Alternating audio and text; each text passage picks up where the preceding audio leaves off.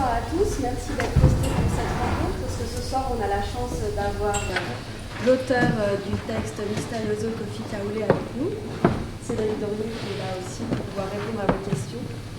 D'abord, j'aimerais remercier Cédric d'avoir eu l'indulgence de trouver de l'intérêt à ce texte-là, d'avoir porté le projet jusqu'à Vidi Lausanne. Je remercie aussi Vidi Lausanne qui a jugé ce texte digne de cette maison. Je remercie aussi les comédiennes et toute l'équipe qui a construit ce spectacle. Voilà, je tenais vraiment à dire un grand merci à tout le monde. Tu m'expliquais que dans le texte qui avait été écrit, il n'y avait aucune didascalie qui avait été précisée, ce qui laissait une énorme liberté d'interprétation au texte. Comment tu as pu trouver ton imaginaire à travers le texte que tu avais entre les mains? Comment ça s'est construit? Alors, ça s'est construit par un gros travail dramaturgique qu'on a avec le dramaturge, puisque en effet le texte n'est pas distribué, les répliques ne sont pas distribuées, on ne sait pas aussi combien il y a d'interprètes. Il y a eu plusieurs versions qui existent aujourd'hui. Là, c'est la première fois que le texte est monté pour 12 voix. Donc on a cherché avec le dramaturge à trouver un système cohérent qui fasse émerger des vraies personnes, des vrais personnages, même si certains personnages n'ont pas beaucoup de répliques, mais il fallait justement par le travail des comédiennes et par la construction du personnage trouver des silhouettes très précises. Donc on a commencé à créer un système à 6, à 8 voix, et puis on voyait qu'il y avait quelque chose qui ne fonctionnait pas, et puis on est finalement arrivé au nombre 12, et là tout d'un coup ça nous est apparu complètement évident, par rapport aussi à toute la symbolique du nombre 12, mais aussi parce que tout d'un coup le système, on voyait des personnages émerger par motifs récurrents ou par certaines obsessions que les filles peuvent avoir, ces filles-là dans Misterioso. Et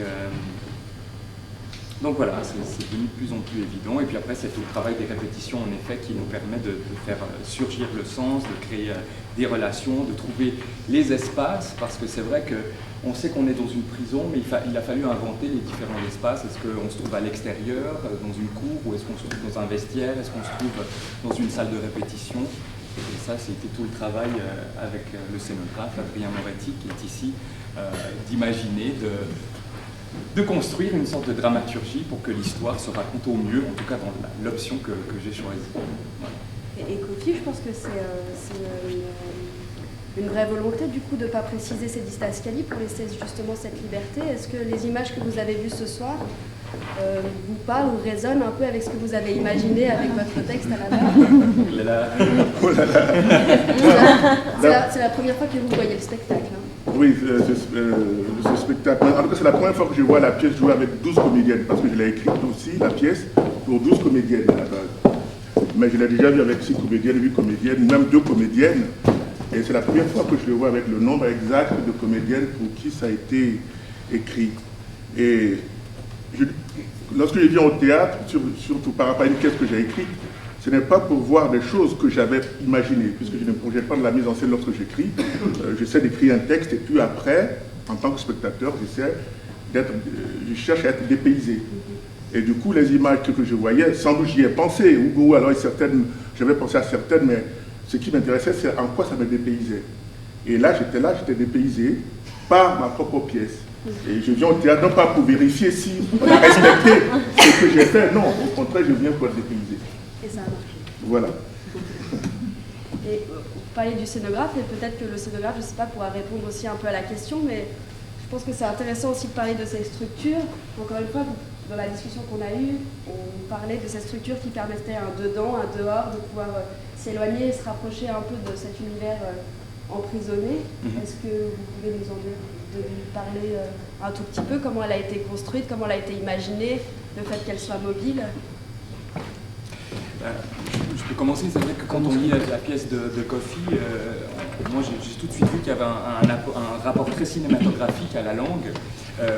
Des scènes, on passe d'une scène à l'autre de manière très rapide, et dans les discussions qu'on a eues avec Adrien, il fallait justement avoir ce procédé rapide, fluide, qui nous permette d'être à la fois à l'intérieur et tout d'un coup à l'extérieur, ou de faire des zooms et des dézooms par rapport aux structures. Je ne sais pas si tu veux...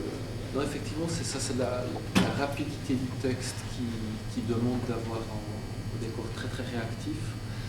Et puis inversement, ça s'inverse, c'est-à-dire c'est le décor qui fonctionne comme une machine à piston qui fait avancer l'histoire, et les comédiennes dedans qui doivent se faire broyer par cette machine qui est inévitable, enfin qui est son retour.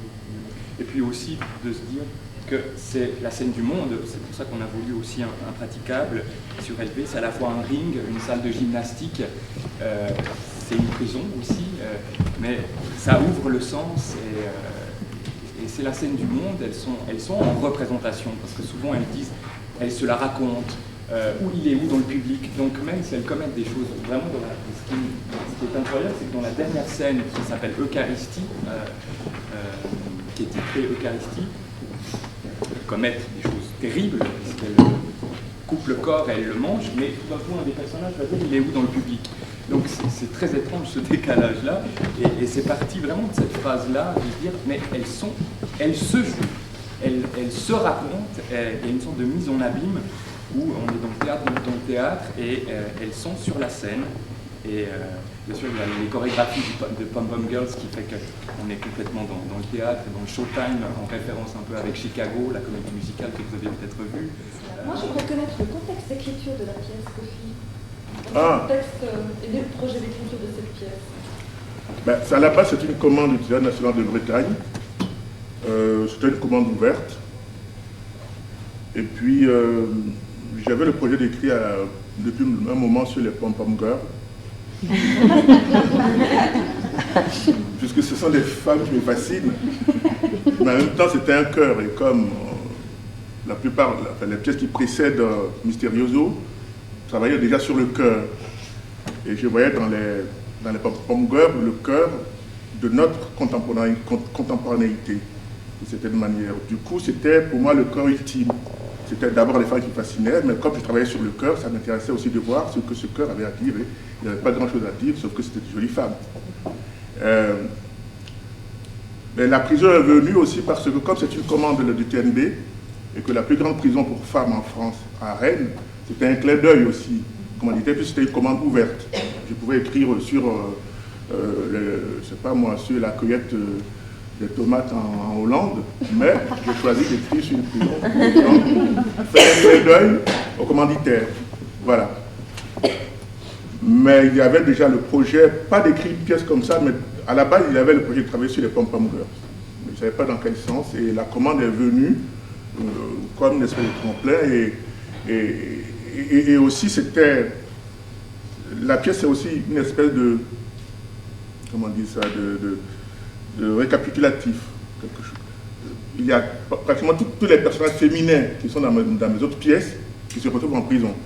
Parce que dans les autres pièces, ce sont aussi des espaces très très fermés, de petits espaces, c'est-à-dire des sanisettes, des ascenseurs, des cubes, voilà, c'est toujours des espaces fermés. Et d'une certaine manière, c'était la finalité de ces espaces fermés, c'était l'espace, la fermeture institutionnelle, la prison. En quelque sorte, j'ai convoqué toutes ces femmes pour faire un bilan. Et après Mysterioso, j'avais décidé de ne plus écrire de théâtre parce que, de mon point de vue, j'avais trouvé la forme que je recherchais depuis longtemps. Voilà. Donc, évidemment, j'ai écrit après. J'ai écrit encore après, enfin, voilà. Mais dans ma tête, Mysterioso était vraiment la fin. Parce que, du point de vue de mon travail, de ma propre démarche, c'était la pièce ultime. Je ne pouvais pas écrire au-delà. C'est d'ailleurs pour cela qu'après, j'ai commencé à écrire des romans. Mais aujourd'hui, j'ai écrit aussi encore plus d'une dizaine de pièces de théâtre. Mais dans ma tête, je ne devais plus en écrire. Y a-t-il une expérience personnelle de femmes ou d'hommes enfermés dans le milieu carcéral? Oui. Moi? Oui. Non. Est-ce que tu as rencontré des personnes qui peut-être Non, parce qu'en fait, en général, j'écris sur des sujets ou des situations qui me sont très très éloignées. C'est pour cela que la plupart de mes personnages sont des femmes. Je ne suis pas, en tout cas, voilà. Enfin, des situations éloignées. Comme je n'avais jamais visité de prison, je me rappelle que la première fois que j'ai vu la pièce, c'était mise en espace à Stockbridge, dans le Massachusetts. Et il y a une dame, à la fin, qui m'a posé, il y avait une réunion comme ça, et une dame m'a posé la question de savoir est-ce que j'avais déjà fait de la prison ou j'avais déjà visité la prison. J'ai dit non, elle dit mais ça c'est vrai parce que les prisonniers ne parlent pas comme ça.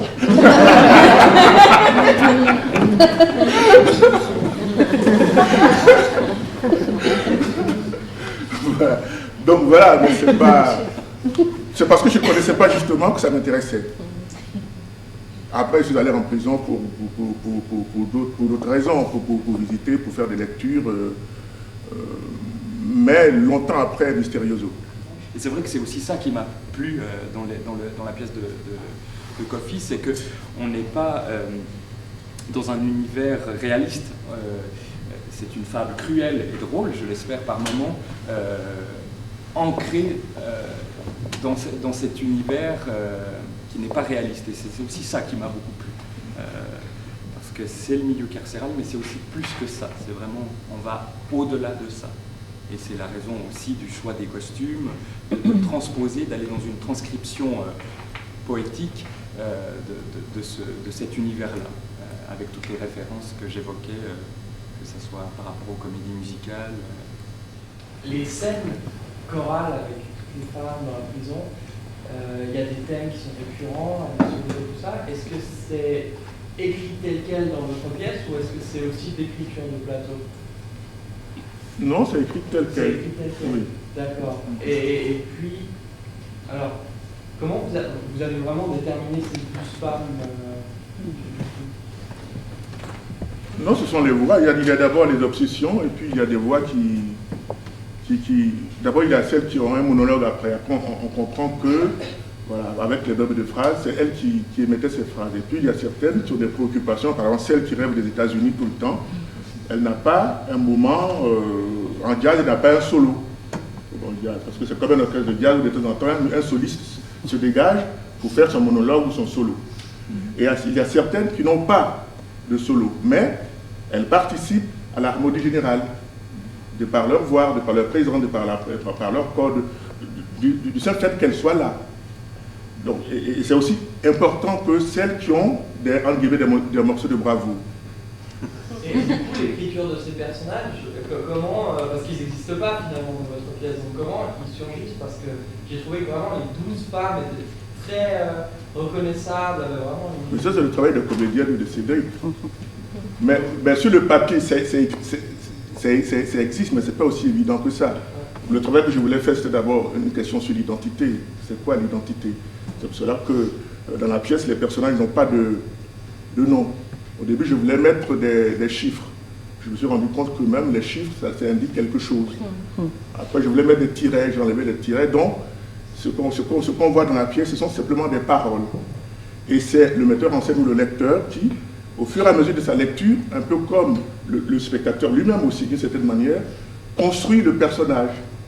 C'est-à-dire que ce n'est pas le personnage qui va donner un sens à sa parole, c'est sa parole qui va le construire. C'est le travail que je voulais faire. Du coup, en fait, ce que je voulais, c'est que on ne définisse pas les personnes qu'on voit là, qu'il n'y a que leurs paroles qui soient eux. Parce que si je mets Cédric 2 points, je suis heureux, je n'entends pas que je suis heureux, parce que j'ai mis un sens dans Cédric. Avant même de lire, je suis heureux.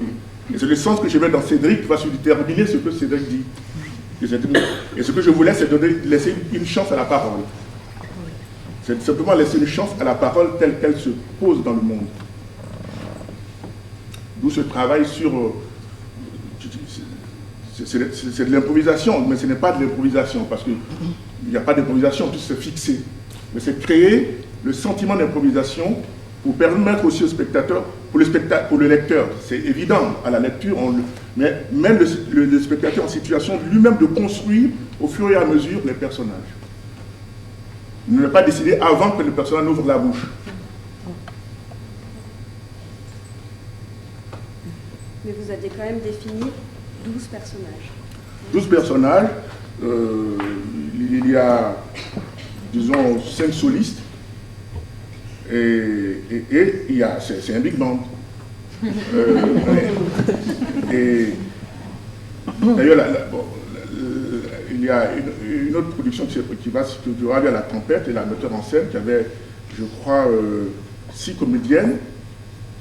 Elle a pris une comédienne en plus et elle m'a demandé est-ce que je ne peux pas écrire un monologue pour la comédienne qui vient d'arriver. J'ai dit non, c'est pas écrit. Non, parce que on peut le faire à 6, à 5, à 2, peu importe, mais c'est au metteur en scène de se débrouiller avec. Mais c'est pensé pour 12. Ça ne veut pas dire qu'on peut le faire pour 2 personnages, pour 3 comédiennes. Mais dès l'instant où on a décidé de le faire pour 4 comédiens ou pour 5 comédiennes, c'est au metteur en scène ou à la metteur en scène de se débrouiller avec. Et du coup, Cédric, par exemple, comment tu as réussi à distribuer du coup, les paroles à chaque comédienne?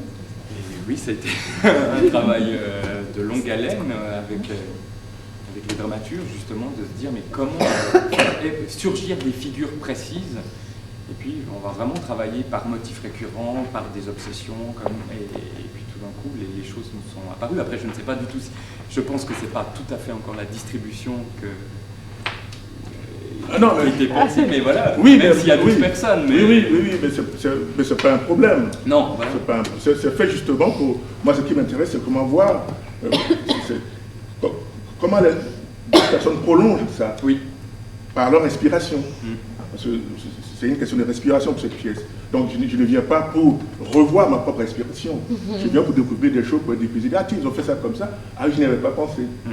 Et parce que ça me nourrit moi aussi. Oui. Et c'est pas parce que j'ai écrit que je sais tout sur la pièce. Je suis certain que Cédric et les comédiens en savent beaucoup plus que moi. Parce qu'eux, ils sont confrontés au texte, ils ont fouillé. Moi, c'est un peu survolé. Une question qui probablement s'adresse au metteur en scène et à l'auteur. Mais avant ça, il y a quand même 12 personnes dans la salle, dans lesquelles il n'y a absolument aucune question, et moi j'ai un commentaire. C'est que, tout simplement, je trouve que vous avez très très bien joué. Je m'excuse pour les non-solistes, et je vais dire que les solistes, vraiment, c'était... Voilà. C'était prenant, c'était vraiment... C'était ce que ça devait être, donc c'est vraiment... Félicitations.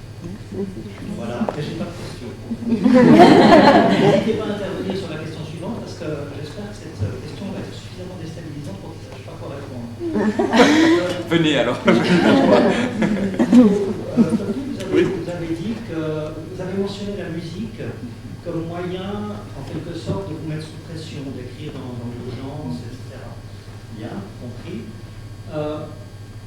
J'ai essayé de voir une corrélation ou des liaisons entre Mysterioso 119, j'ai révisé quand j'étais venu et la pièce, que ce soit au niveau du rythme, au niveau de... Voilà, je n'ai pas trouvé. À part le fait évidemment qu'il y avait des références sans arrêt, il n'y avait pas de répéter. Oui. Non, mais vous avez complètement raison. C'est ce que je disais. Actuellement, le texte que j'écris, j'écoute du Philippe Glass. Mais je ne vais pas l'appeler concerto numéro 2 pour violon. Voilà. Mais là, oui, mais c'était plus un clin d'œil à Monk